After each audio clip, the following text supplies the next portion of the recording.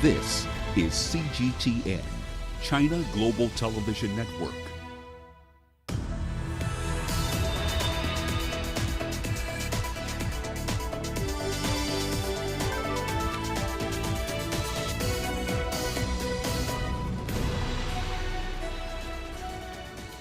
Hello there, welcome to this edition of Global Business Africa. In the course of the hour, we'll run through the business news stories you need to know about from the continent and beyond. But first, a run through the market. So the Kenyan bulls, the NSE 20 is the worst performer in 2020. Among the markets we track on the program, roughly $2 billion wiped off the market cap. Nation Media, the largest media firm in the region, was among the worst performer in the last 12 months. Nigeria's bourse continues its run of gains from the fourth quarter into 2021.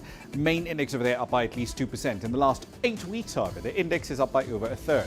Since November, UK equities have also been rising fairly strongly. The FTSE 100 up by over 16% in the last 8 weeks. It was 1.87% higher in today's session at 16:08 GMT. Here's what's coming up tonight.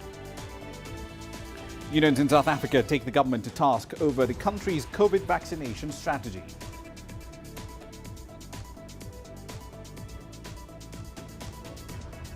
We'll explore Uganda's plans to rehabilitate its old railway line. And China is denouncing the delisting of the country's major telecoms operators on the New York stock market. All that and more is in the pipeline for you tonight. But let's start the hour in South Africa, where the government has unveiled its COVID-19 vaccine rollout plan as it hopes to obtain its first doses next month. Africa's most industrialized economy says it's currently engaging various pharmaceutical companies. In recent weeks, however, experts alike have criticized South Africa's government for moving far too slowly, in their view, to procure sufficient doses. The country is participating in the COVAX vaccine distribution initiative, co-led by the World Health Organization. That scheme, however, can only cover roughly 10% of the country's population of about 60 million. And the first doses from it may arrive in the second quarter of the year. That in turn has caused quite a bit of anxiety among experts and labour unions who've urged the government to reach agreements with pharmaceutical firms to contain a second wave of infections. Let's explore this in a bit more detail. Angelo Coppola joins us from Johannesburg with more data. So, Angelo, let's start with comments from the health department officials in that briefing that they had earlier. They say the country will have a single procurement plan, but how will that work in practice? I mean, is there any law that prohibits private entities, like medical insurance firms, for instance, from buying the doses on the open market? Well, Raman, there's no law stopping any private entity from buying those vaccines. The minister did say that in their discussions with the producers, that the producers were initially negotiating and selling to countries only. So that single plan is to buy the vaccine at a good price, whatever that might be. But there is no discussion that's happening with those private entities just yet. What's interesting, though, is that the National Treasury can negotiate directly with those suppliers as they are a single source supplier. That's all 5 that the country is currently speaking to. They won't be flouting any government procurement rules either. So this reduces the opportunity possibly for any price gouging and or any markups, which will probably make some of the more cynical among us very happy, Ramon. Indeed. So the state, of course, as you mentioned, still in negotiations to get those vaccines. But other than Discovery, are the other private medical insurance firms also trying to make efforts to secure supplies for their clients? Well, look, Discovery is the big hairy gorilla in the local private medical insurance sector, and it's the only one that's got enough members to be of any interest to those international vaccine producers. Next in line is the scheme, which is called GEMS, but they will follow government rules and regulations. Having said that, once the initial rush of orders has disappeared with the first round of deliveries that they've got, those producers may come knocking for the second and third tier medical schemes in South Africa. But on a slightly different tack, the health minister Mkhize did say that if the continent banded together and pooled their procurement resources, they could probably get better prices from those international producers. But he didn't offer any new news on that front just yet, Raman. Indeed. So for all of 2020, though, South Africa was the hardest hit country on the continent, still is, as far as COVID is concerned. So why weren't more resources allocated earlier to secure vaccine supplies other than through the COVAX facility? Because it seems like they're putting all of its eggs into one basket. Well, that's the question on everybody's lips. And Mkhize last night said that the MAC, that's the Ministerial Advisory Committee and vaccine team, had been working, as he put it, feverishly behind the scenes to develop a plan. He did say that he was personally involved in negotiations with the producers, but didn't provide a timeline to when those talks had actually started. He also couldn't explain why South Africa hadn't put deposits down with those producers to secure vaccines. And most other countries, and this also includes Kenya and Morocco, I believe, had in fact had the foresight to do this. We certainly had access to the funds if they needed, but inexplicably it didn't happen, and Mkhize couldn't explain why that was the case. Ramah? One last question to you. It's back to something you mentioned a little earlier with regard to the procurement process. Will the prices at which these vaccines are eventually procured and those supply contracts will be made public, and we know how much Treasury is willing to spend on this program? Well, let's start with COVAX. It's expected that that's going to cost South Africa in the region of 165 million for those vaccines for around 70 or 67% of the population, which is apparently the number that will create that herd immunity that everyone's looking for. Mkhize says he's conscious of price and doesn't want to pay over the top.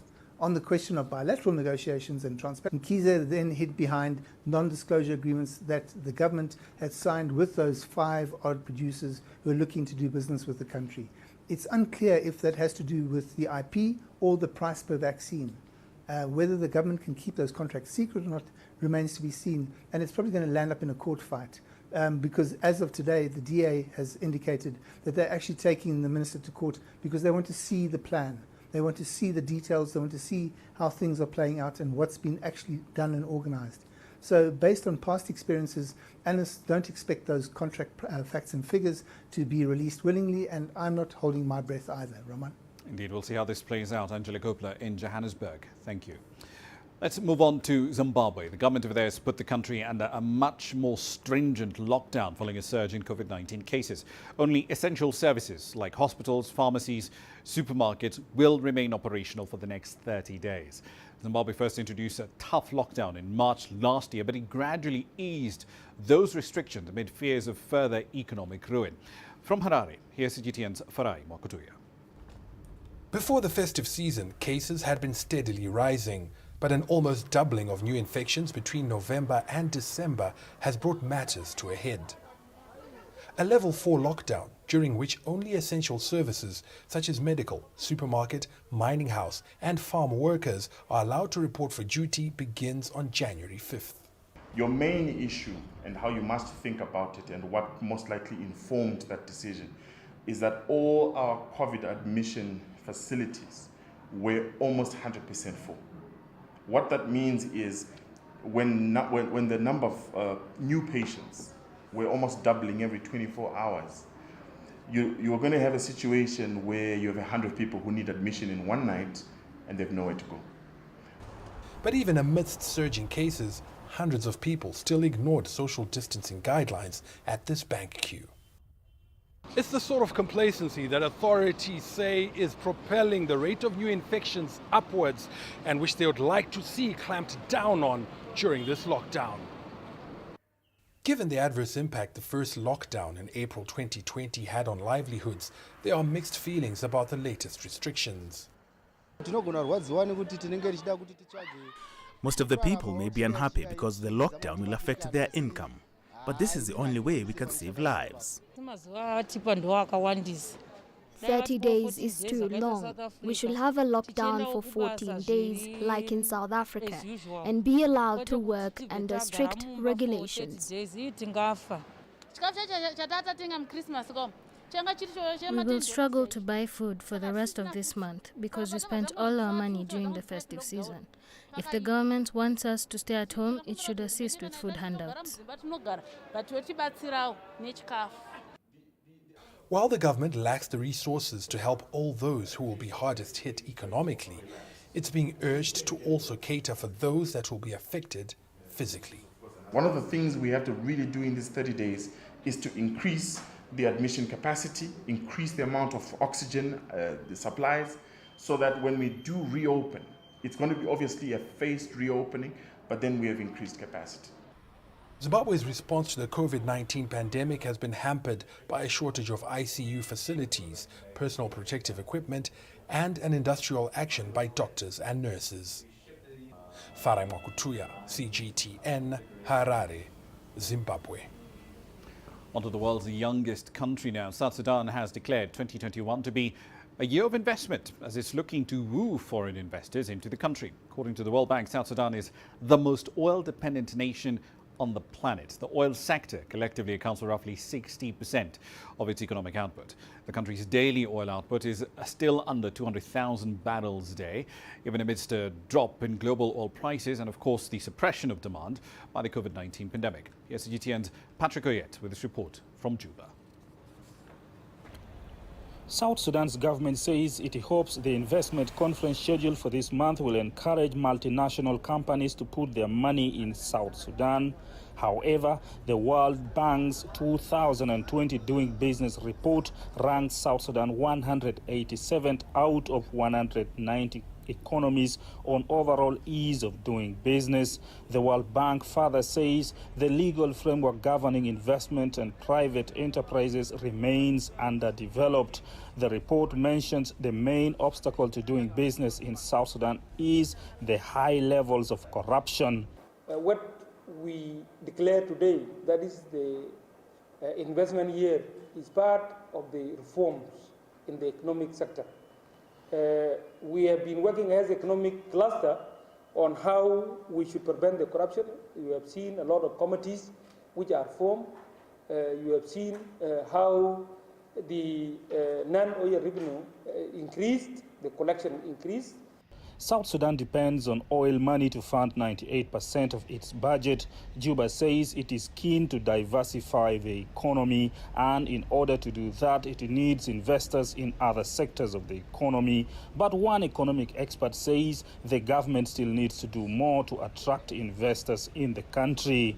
The government needs to do serious reform in the economic sector, from the Ministry of Finance to the central bank, and the reform that is executed, not the reform that is said.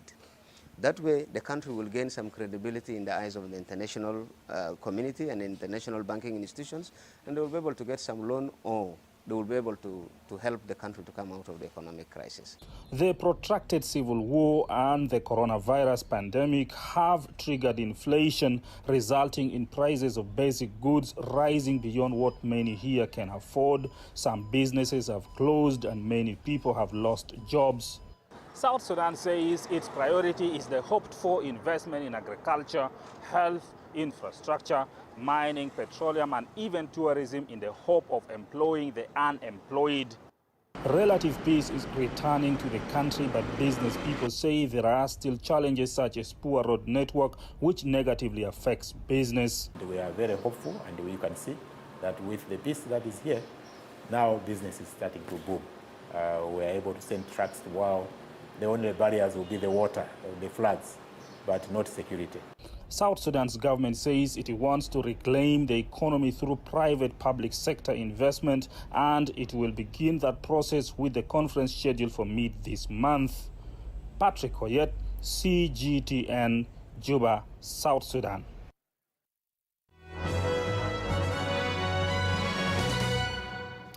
And hydrocarbons is exactly where we start our company news wrap. Fuel and chemicals giant Sasol has completed the disposal of its 50% stake in the US-based Gemini polyethylene business. Sasol sold the stake to its partner in that business, the British chemicals firm Ineos. Sasol has been offloading a number of assets to try and improve its financial position. The firm most recently announced the sale of its 49% stake in the gas power plant in Mozambique. That transaction is worth about $145 million. Kenya's biggest telecommunications operator, Safaricom, signed up an additional 22,000 clients to its fixed internet service in the 3 months ending in September last year. That growth was driven by demand for more internet services, especially at home, as more and more of us are working remotely in the wake of the disruption caused by the COVID-19 pandemic. The rise in Safaricom's internet business is a boost for the firm as it's looking to grow its data and its M-Pesa businesses following the saturation in the voice market. The French energy giant Total has evacuated some staff from its $20 billion Mozambique LNG project after a series of jihadist attacks just kilometers away. Fighters linked to Islamic State raided a town less than 5 kilometers from the construction camp this week. Now, while the gas site has not yet been attacked, militants have made threats that they may do so. Total owns about 26.5% in that project, which it bought for $3.9 billion in September 2019. And finally, from the automotive world, shareholders of Fiat Chrysler and PSA Peugeot voted on Monday to merge and create the world's fourth largest car company. The deal to form the new firm, which will be called Stellantis, was backed by more than 99% of the votes cast by investors with double voting rights, including the Peugeot family and China's Dongfeng Motor. All other PSA shareholders backed the deal at the second meeting held online. The deal is expected to close before the end of March. That's a run through your company headlines.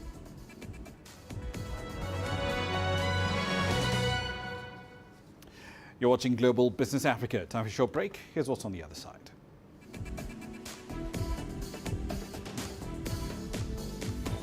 Uganda's railway line rehabilitation is back on track. And the Continental Free Trade Area makes its baby steps after rolling out on the first day of 2021. The world economy as we know it is about to change. Global business reports highlight emerging markets, developing countries, and dynamic sectors worldwide. We feature top analysts and newsmakers to provide perspectives on every facet of business. From an on-the-ground perspective, we provide you with balanced and objective assessments. Fast, sharp, and insightful. Global Business, only on CGTN. There's more to this place than just glorious landscapes. There's more to it than just, say, Table Mountain or glorious, endless salt flats. There's more to it than countries that are home to some of the deepest mines in the world.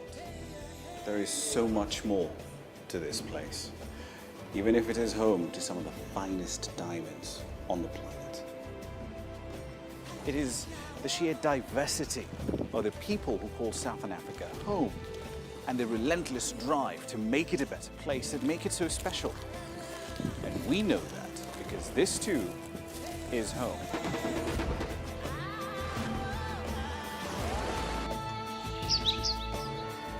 No one knows Southern Africa like we do. CGTN. See the difference.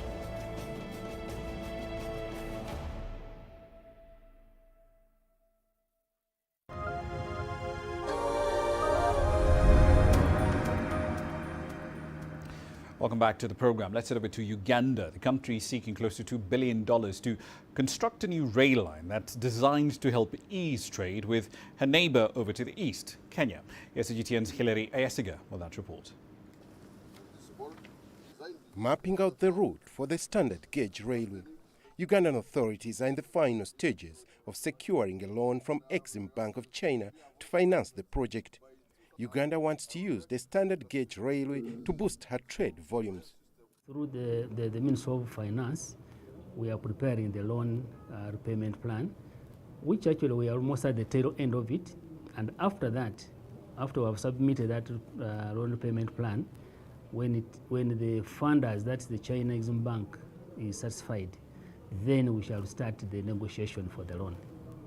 Uganda's major exports include coffee, cocoa, gold, tea and fish, among others. The new standard gauge railway is intended to replace the old inefficient meter gauge line. Over 400 people have been compensated to give way for the construction of the new railway line. Authorities say construction works could begin in a year's time. Once the project kicks off, Uganda hopes it will create more jobs and also improve on local revenues. Kenya has already built the standard gauge railway line from Mombasa port to Naivasha. 30% of all cargo that passes through the port of Mombasa, 30% crosses into Kenya, into Uganda. So that's a very big fraction. Now, when Uganda joins with Sudan, that fraction again will increase. When Uganda joins with Rwanda, when Uganda joins with DRC, that fraction will actually increase. If it were to say 40%, Kenya does not have a lot to lose if they moved the railway line to the border with Malaba. That is really a benefit. They cannot ignore it. In October last year, Kenya suspended plans to extend its railway line to Malaba along the border with Uganda, claiming it had failed to secure funds. But Ugandan authorities say they've gotten an assurance from their Kenyan counterparts that they will soon resume reconstruction to the border.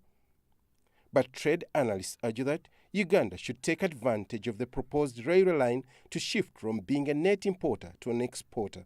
All goods imports are going to flood the market because you are going to have cars, you're going to have agricultural value-added products coming from Europe, coming from China, coming from UAE to the SGR and flooding the market. But how are we as Ugandans? Have we mobilized our farmers? Have we mobilized our small, medium enterprises to be able to prepare themselves that when it hits the market, we are able to see them using the SGR to export their products? That is going to help in addressing the long-standing challenge of economies of scale. Local authorities expect the new line to reach the capital Kampala in 4 years' time. Hilary Isga, CGTN, Kampala, Uganda. Spreading our gaze to the region now, East Africa, Kenya, Tanzania and Uganda aren't just neighbours. They're also seeking to revive connected ports and maritime operations on the lake that they all share, Lake Victoria. Experts argue that the three East African neighbours could route trade worth up to $60 billion a year through that water body. CGTN's Enoch Sikole explored parts of the freshwater body which are still largely underutilised. She's one of the larger vessels crossing Lake Victoria. The water bus is a main mode of transport for those who live on the islands. Her mission, transporting hundreds of people and their property daily. This thing is so nice. The reason is one, it doesn't have a lot of accidents like the road. Secondly, it is cheaper. On her normal route, she carries people from Rwanda Kotieno to Rusinga Island and back again every 2 to 3 hours. Water buses help keep the wheels of the regional economy turning. Now, according to the people we've spoken to, there are a lot of opportunities that Lake Victoria dishes out in terms of water transport that are yet to be tapped by the three African countries. These people would have put something that can work from all the three East African countries. Even though there are many motorboats in the lake, ships are almost non-existent. And a few that can be spotted are considered permanently docked. For people like 60-year-old Tom Boyer, such pictures serve as a reminder of the old good days. Until the late 80s, ships carrying cargo would arrive at the then vibrant Kisumu port. It was really, really blossoming. All that stuff from Uganda, like cows, mangoes, fish from Tanzania. Produce was destined for local markets and beyond to Asia, Europe, and America. Cargo from abroad imported things all the way from Kenya into Uganda and Tanzania, headed for places like Rwanda and other places. So it's not only serving the three countries, but it was serving much more than the three countries. Let's talk about the lake region countries. But for years, ships docked along the Kisumu port have been dormant. The biggest blow came when Kenya Railways stopped operating, and that really affected the business at the port because the trains were no longer coming, and instead we went into road transport and actually started using Malaba route and Busia route. According to Agina, lake transport only realizes $6 billion annually for Kenya, Uganda, and Tanzania, but has the potential of generating 10 times that amount. Kenya has been rehabilitating the Kisumu port to position it as a hub for inland maritime transport. All these will increase business here because there'll be people who are making boats, there'll be people who are repairing them, there'll be people who are supplying them, and there'll be people who are bringing in goods and taking the goods from the port. But this dream heavily depends on corresponding infrastructure and political goodwill across the water in Uganda and Tanzania. Enoch Sikolia, CGTN, Kisumu, Kenya. The African Continental Free Trade Area has been operational for all of 4 days now. A landmark agreement looks to increase the share of trade African countries have within the continent. To better understand its impact, CGTN's Girum Chala spoke with Wamkele Mene. He's the Secretary General of the CFTA Secretariat. It has become the world's largest free trade area since the formation of the World Trade Organization. The Africa Continental Free Trade Area is now open with 55 member states in it.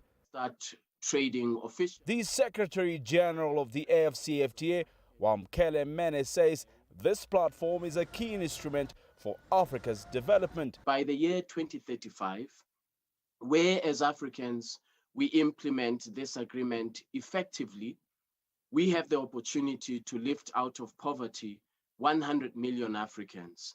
And the majority of those 100 million Africans that will be lifted out of poverty where we effectively implement this agreement are women in trade.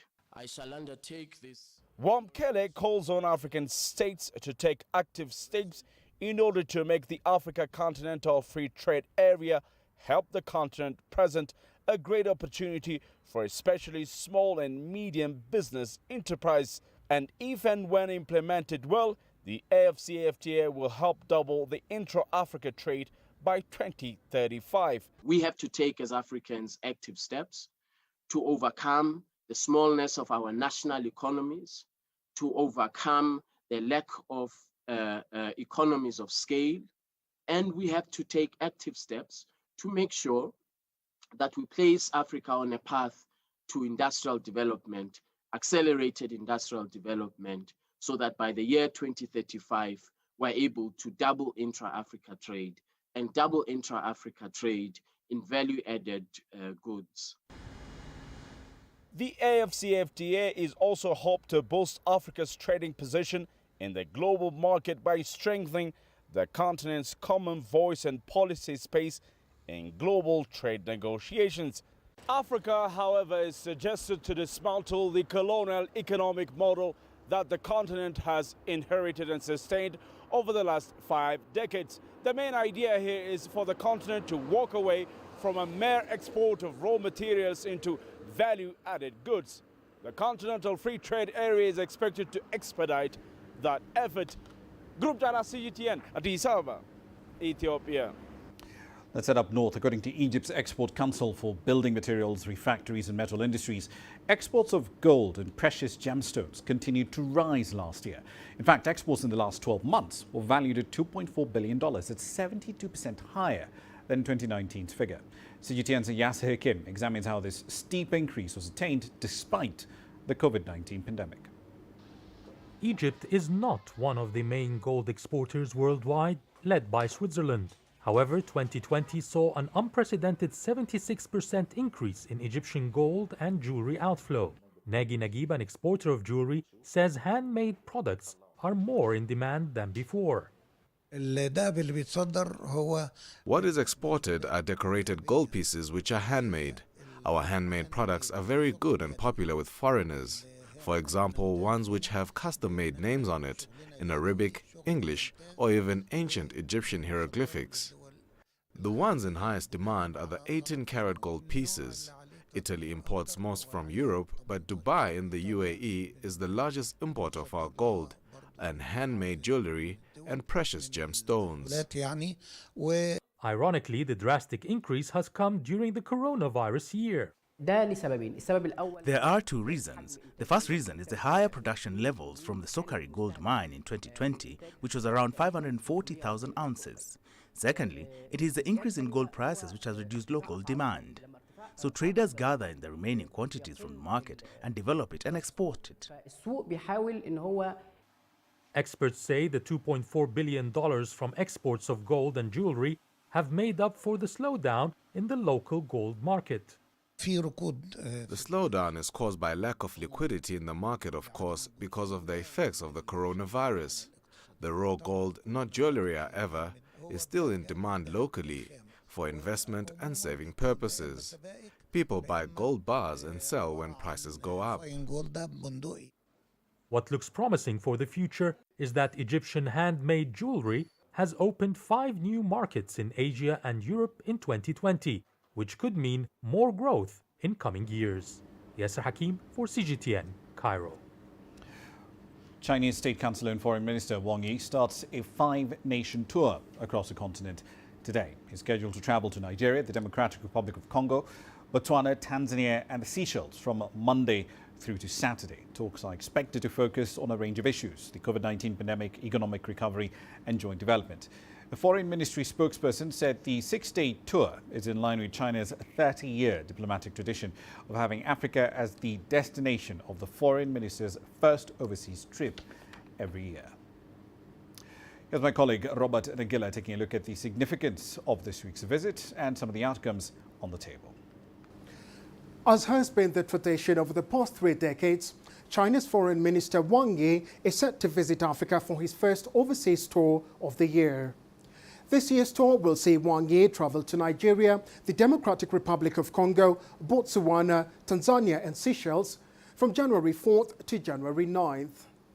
The 6-day tour comes in the midst of the COVID-19 pandemic, in which China and Africa have partnered to fight coronavirus.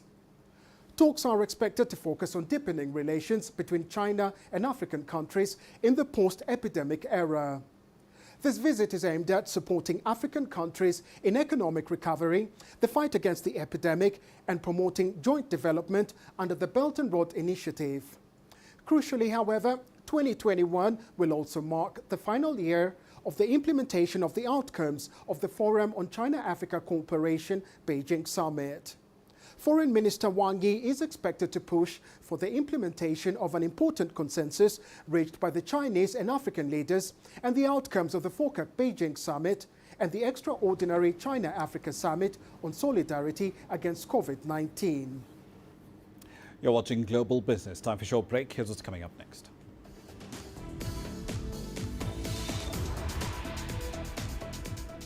We'll explore China's reaction as the country's major telecommunications operators are delisted at the New York stock market. And we'll explore the opportunities and challenges ahead after Brexit.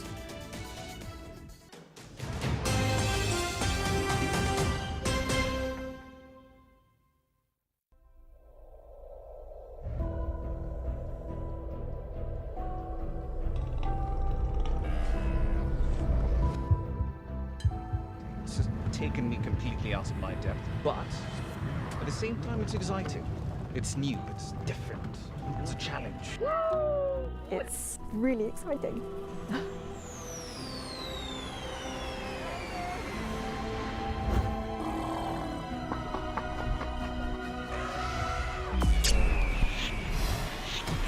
Over the last 14 hours of rain.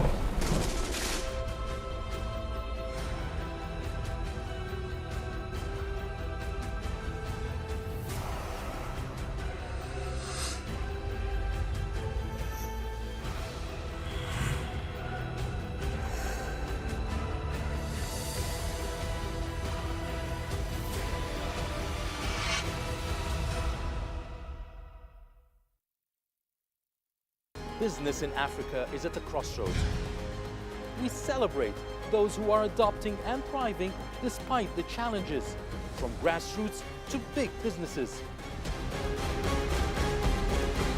Global Business takes you along for the ride as we track the making of a giant. Only on CGTN.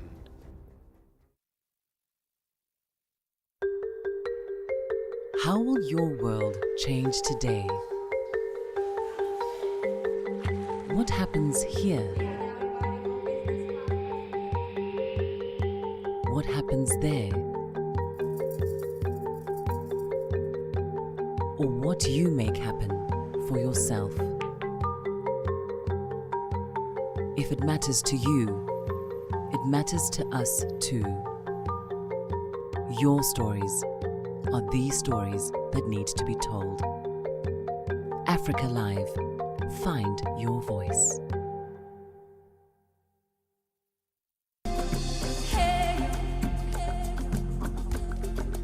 Accra is my kind of city. That's because when I'm here, I feel like I'm back home in Lagos or Abidjan, which are two of the major cities I grew up in.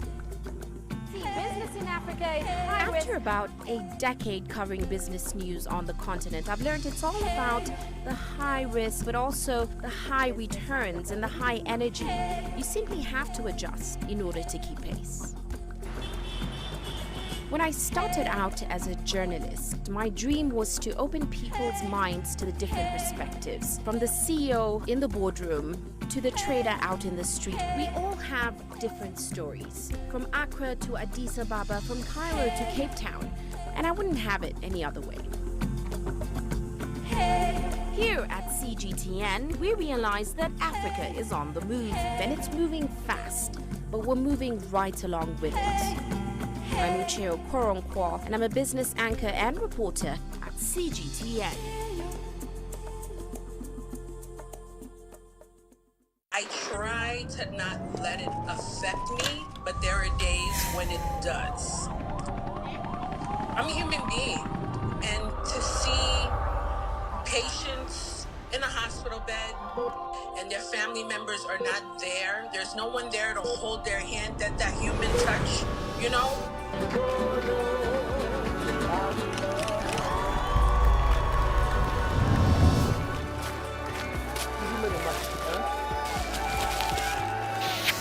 I just hope everyone can remember that the situation is not permanent and that everything will get better eventually.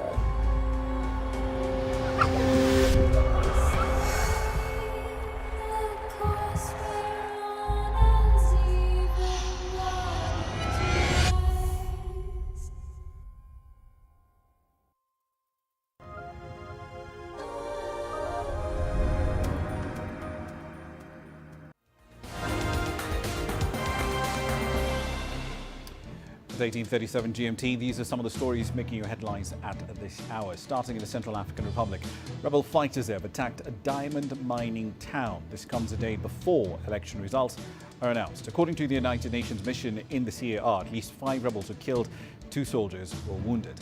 Both the UN and the current government allege that the rebels are loyal to the former president, Francois Bozize. A constitutional court had rejected his candidacy for the December 27th presidential poll, but he, however, has denied those claims. Over in West Africa, Niger's Prime Minister Brigid Rafini has visited the scene of Saturday's attack, which took place in the western part of that vast Sahelian country. About 100 people were killed by suspected militants. They are said to have attacked 2 villages in the country's western Tillaberi region. The Prime Minister says investigations will be carried out to find out who the attackers are. The attack has raised instability in the Sahel once again. And the Chinese State Councillor and Foreign Minister Wang Yi begins a 5-nation tour in Africa today. He's scheduled to travel to Nigeria, the Democratic Republic of Congo, continent's largest copper producer, Botswana, which produces a lot of diamonds, Tanzania, and the Seychelles from Monday through to Saturday. Talk to focus on a range of issues: coronavirus, the economic recovery, and joint development. And in East Africa, Kenyan schools have reopened after being shut for about 9 months. Schools were closed in an effort to curb the spread of COVID-19. Millions of mask-wearing pupils returned to school where their temperatures were checked and they're required to use sanitizers before getting into class. There was excitement in those schools as the pupils were united. The authorities, however, say efforts have been made to ensure that pupils and teachers will be safe. That's a run through your headlines.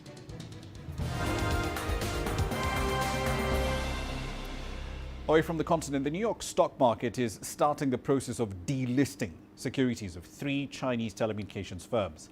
Last week, the stock market announced that it will delist China Telecom, China Mobile, and China Unicom.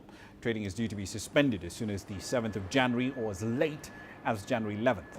Now, that move comes after the US President Donald Trump unveiled an executive order barring United States investments in Chinese companies, which Washington says are owned or controlled by China's military. That order came in November. This was the response from China's foreign ministry. China firmly opposes the U.S. politicization of trade issues, abuse of state power, generalizing the concept of national security, and unprovoked suppression of Chinese companies. These actions by the United States seriously violate the principles of market competition and international trade rules that has always flaunted.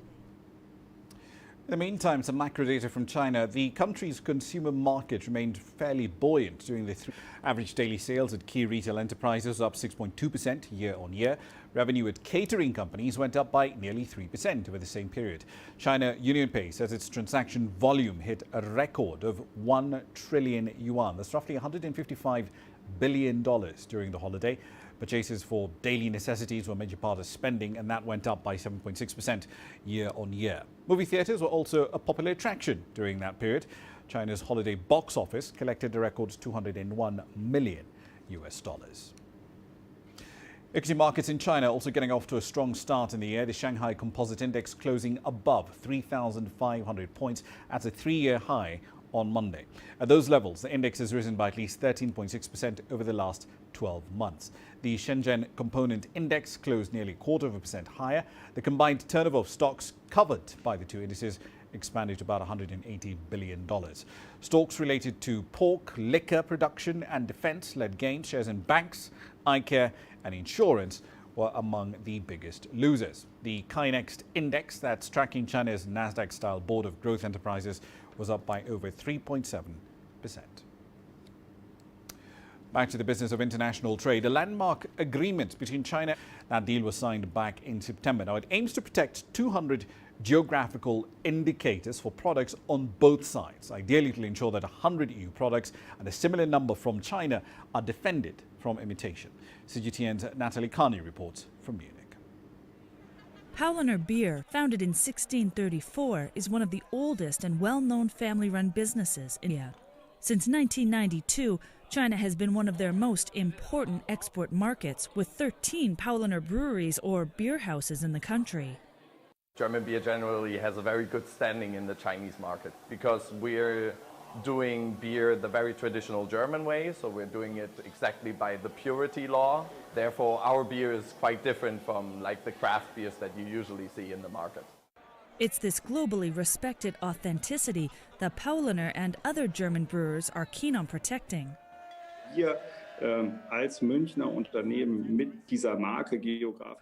As a Munich-based company, we are known worldwide with this brand of geographical designation of origin, Munich beer, and that is really a key selling point for us all over the world.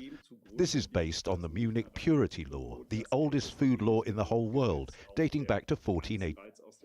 Bavarian beer has a very long tradition and special history. Brewers here are only allowed to use 4 special ingredients: hops, malt, water, and yeast. Under this agreement, it will be ensured that grandchildren are drinking the same quality beer as their forefathers. They expanded it to wine. Robert Schultz, the lawyer of the Bavarian Brewers Association, under which there are some 700 beer names, worked diligently to get these brands protected. In times of globalization, you need a global protection.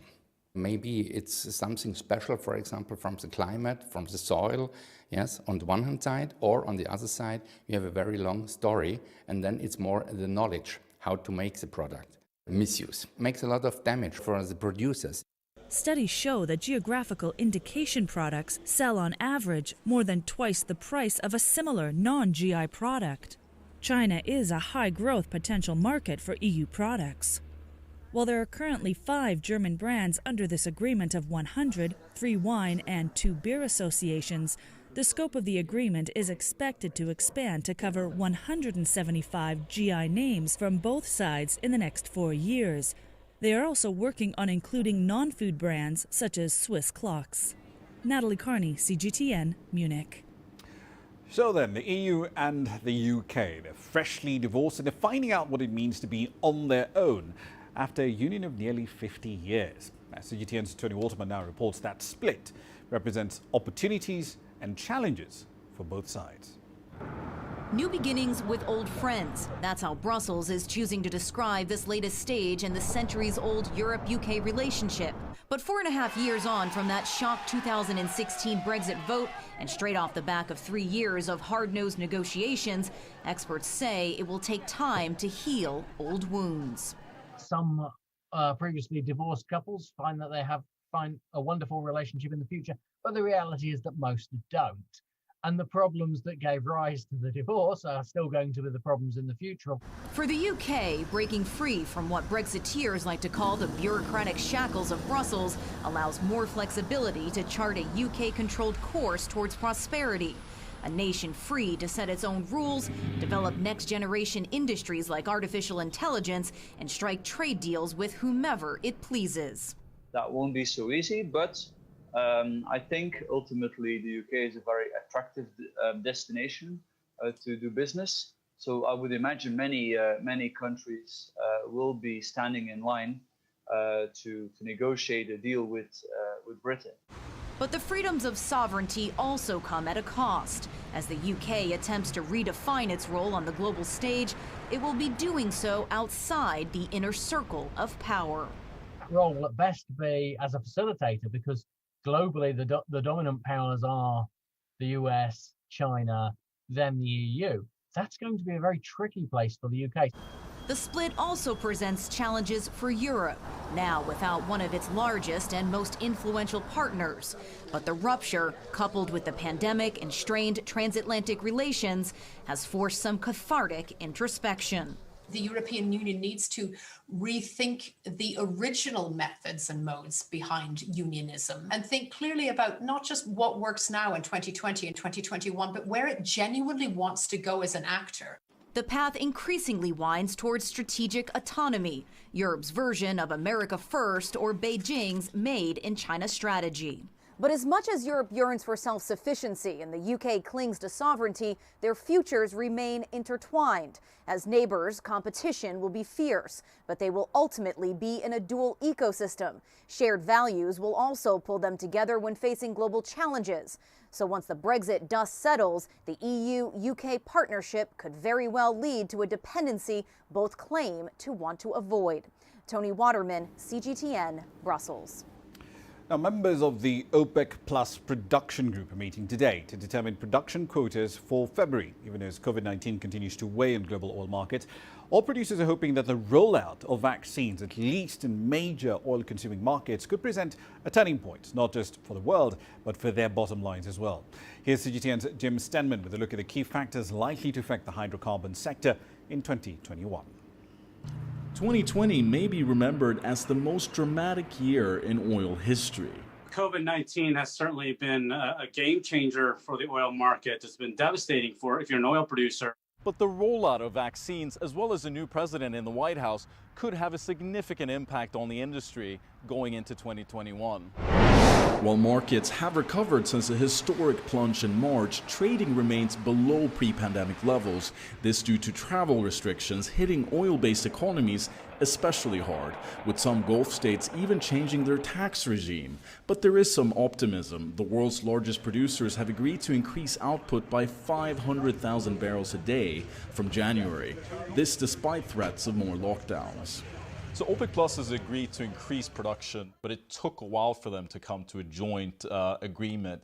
How much friction is there within the bloc at this point?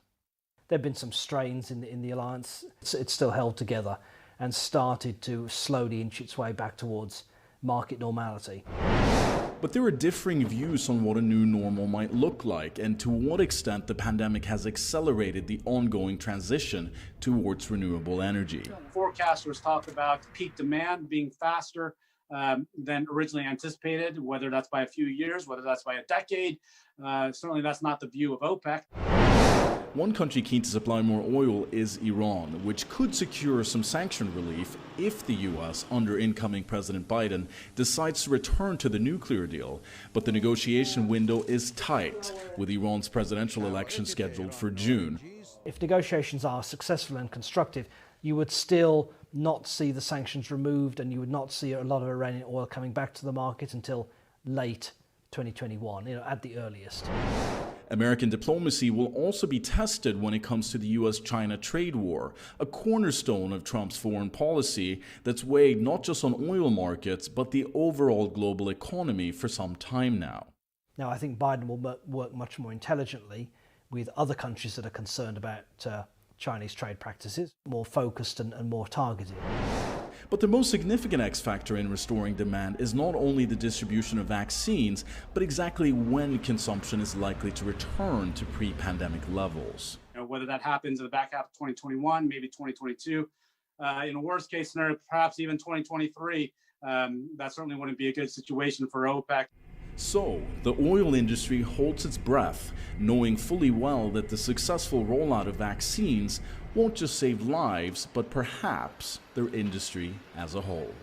Jim Stenman, CGTN, Dubai. All right, then a quick run through commodity prices. Let's focus on the metals to start with. Platinum prices had a really strong fourth quarter, and that momentum is carrying over into the start of the year. Spot prices going as high as $1,130 an ounce earlier today, and that gave quite the jolt to mining stocks in South Africa. And Platinum points since up over 7%, and they're over 27% higher in the last 4 weeks alone. Brent crude, however, I should point out, did turn negative just around 1600 GMT amidst that meeting of the OPEC Plus production group. It did fall under $51 a barrel. Here's what's coming up next.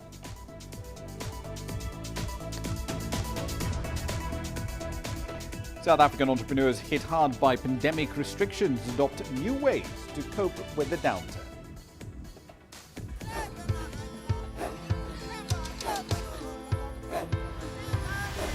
Africa is a continent of diversity, with varied climates and enchanting geography, and a people so distinct, but with a shared enduring spirit.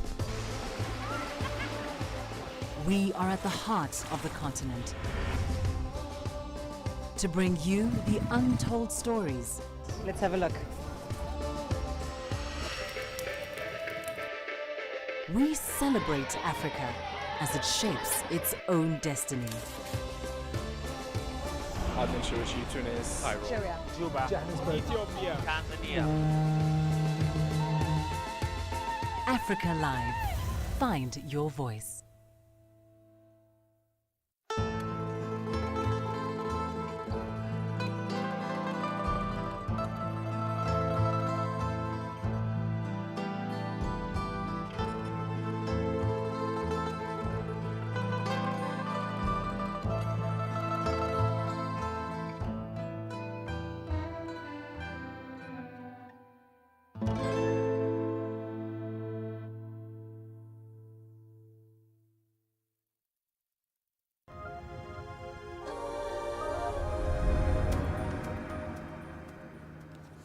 Welcome back. Entrepreneurs in South Africa are struggling to make ends meet. Now, the start of one of the continent's most aggressive pandemic restrictions in the first quarter of 2020 meant that many of them lost their livelihoods overnight. As Angela Coppola reports, the pandemic inspired some drastic changes. The desolate Karoo region in the interior of the Northern Cape province is not traditionally the environment you'd find an event designer and wedding organizer operating in. So I came up with this idea of developing a scented candle that's based on my heritage and my family and where I come from. And I came up with this candle that smells, the basis of the candle is purple, which is like a very sacred plant in the African culture. Business analysts love a good idea, but the challenge is determining whether there's a sustainable market in the idea. There's definitely a market for a luxury candle with that's infused with purple, obviously, because regardless of income or what you achieve or what you don't achieve, it's like people still use purple on a daily basis. And what better than instead of burning it the traditional way, just walk into your home and just lit a candle and then you have this beautiful fragrance that creates like spiritual awareness around you. Being adaptable is a key element in success or failure. It's also all about passion. Still a market for it, but it's much more smaller. And that's why you have to supplement whatever you do with something else. So that's why the candle, and like flowers, weddings will always be like my first love. Entrepreneurs have had to adapt to the changing COVID environment. Some have made that leap of faith successfully, and some have fallen by the wayside. I'm Angelo Coppola for CGTN in the Karoo, South Africa. And finally, for centuries, snake massage therapy has been practiced in Indonesia. The service gained popularity across Asia, particularly in the Philippines, before then expanding to other countries around the world. That includes Brazil, Russia, Israel and the United States. So one wellness entrepreneur in Egypt is now trying his hand at giving snake massages. CGTN's Alexandria Majala has that story.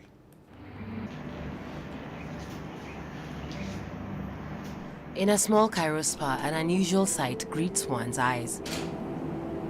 Live snakes slither on the back and faces of customers looking for pain relief as soothing tunes play.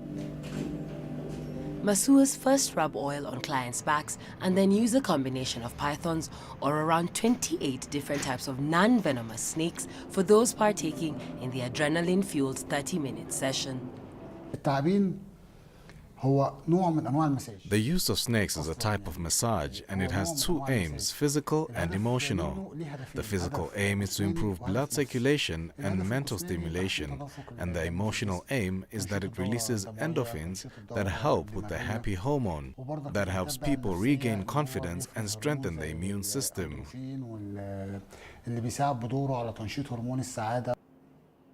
Diazain came across the new service while browsing through his social media and was instantly eager to try it. After the snakes were placed on my back, I felt a sense of relief and rejuvenation. I was nervous at first, scared of snakes being on my body. But the fear, anxiety and tension was reduced, and the session gave a sense of relaxation as the snakes went over my back, and having them there boosted my self-confidence. وضعية التعبان على ظهري حسستني كده ان في ثقة في نفسي شوية. I feel totally relaxed. The way the snakes move is unreal. It feels very strange, different from the regular massage. Sedki started by offering the sessions for free to curious patrons, but he now charges around $6.37 for a 20 or 30-minute session. We know that in Egypt there are around 35 types of snakes. 7 of them are dangerous and venomous, but the rest are not, and they do not have any venom. We work with those that are non-venomous, and the snake which is reaching the end of its life, and we use its fat in a salt solution for 4 days and then use it as oils. According to Sedki, snake massages are also proven to reduce muscle and joint pain while improving blood circulation and releasing endorphins. However, he warns they should not be used as a substitute for regular medical care or doctor's visits. Alexandria Majala for CGTN. And we wrap up the program with a run through the currencies. Let's start with Nigeria. It's starting 2021 with the naira just under 400 to the dollar, and this is on the formal market. The CBN's gradual depreciation of the currency in the last year has seen it lose at least 10% of its value against the US dollar. Egypt's currency was the only one among the African currencies we track here on the program to post gains against the dollar last year. Will it repeat that feat in 2021 or remain relatively stable? On the crypto side, Bitcoin's dizzying rally that did taper off early today, pulled back from a high of $34,000, down at least 8.5%. But even at those levels, it's still up by over 300% in the last 12 months. That's it for this edition of Global Business Africa. As always, we'd like to hear your thoughts on the content you've seen on the program in the last hour. There are many ways to get your thoughts back to us. All of them are on your screens right now. I'm Ramah Nyang in the Kenyan capital, Nairobi. Thank you for your company in the last hour. The World Today's up next.